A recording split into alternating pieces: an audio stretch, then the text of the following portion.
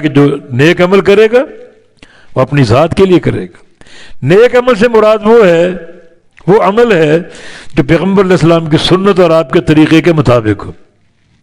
یعنی دنیا میں آ کر وہ نبی علیہ السلام کے بیان کردہ راستے پر چلتا ہے، اسی راستے پر چلتا ہے. جیسے نبی علیہ السلام کی حدیث ہے کل امتی یدخل الجنت الا من ابا، میری پوری امت جنت میں داخل ہوگی سوائے جو انکار کر دے. قیل ومن ابا یا رسول اللہ، یا رسول اللہ انکار کون کر سکتا ہے؟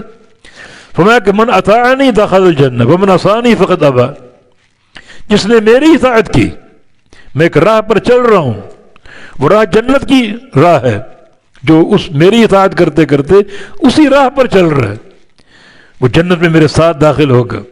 ومن عصانی، جس نے میری نافرمانی کی، راستے کو تبدیل کر لیا، کسی اور راستے پہ مڑ گیا، فقط ابا، اس نے جنت میں جانے سے انکار کر دیا. یہ عملاً وہ انکار کر رہا ہے کہ مجھے جنت نہیں چاہیے. جنت چاہیے اسی راہ پر چلنا پڑے گا جو میں نے متعین کیا ہے، جو خط میں نے کھینچا ہے، اس راہ پر چلنا پڑے گا.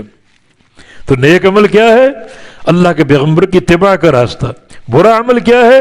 اللہ کے پیغمبر کی نافرمانی کا راستہ. محمد فرق بین الناس، جیسے کہ صحیح بخاری کی حدیث میں فرشتوں کا قول ہے کہ محمد صلی اللہ علیہ وسلم لوگوں میں فرق ہیں. ان کی پیروی کرو گے وہ نیک راستہ ہوگا، نافرمانی کرو گے وہ برا راستہ ہوگا.